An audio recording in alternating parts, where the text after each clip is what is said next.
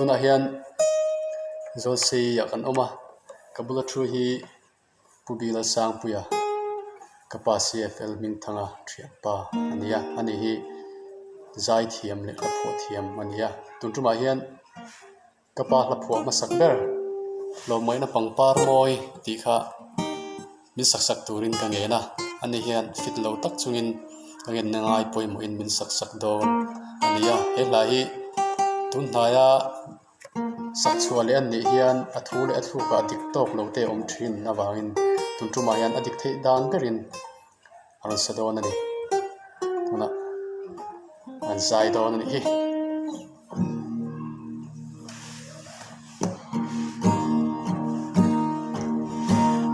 le ni te an lo herliam zela siam tu khwanu malsom na azara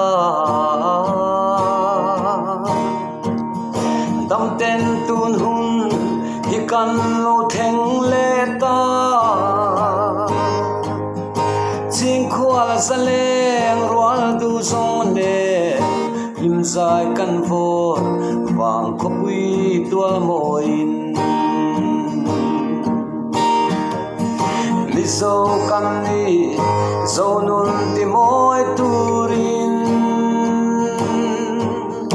kan thiam kan fin na sung te ran selin chian chan anun pum te bon bia lovin riang vai chan hai kan hil ngai lo Tlawmngaihna pangpar moi ka ngai sang em a che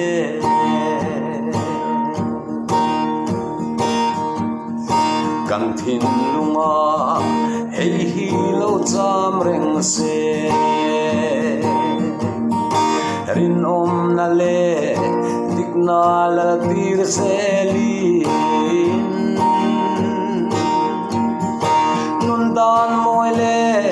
Tlawmngaihna phong seli sapo na le duam na te ram le nam pe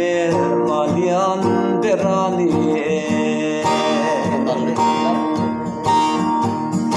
mi so kan ni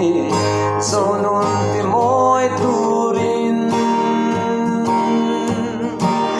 thiam kan fin na song te lan selin chian chan anun kumte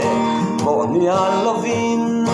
riang vai chan hai kan hil ngai lo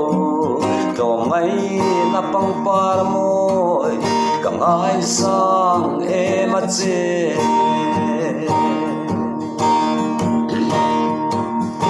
len rual du ten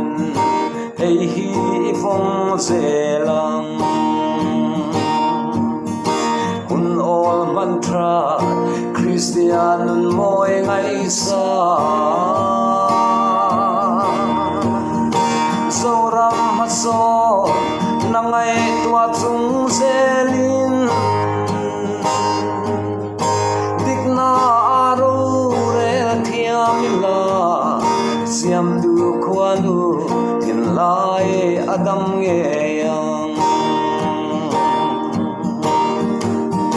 mi so kan ni zo nun ti moi turin kan thiam kan fin na song te lan zelin chian chan anun kumpe ko nia lovin riang vai chan hai kan hil ngai lo Tlawmngaihna pangpar moi ka ngai sang em a che riang vai chan hai kan hil ngai lo Tlawmngaihna pangpar moi ka ngai sang em a che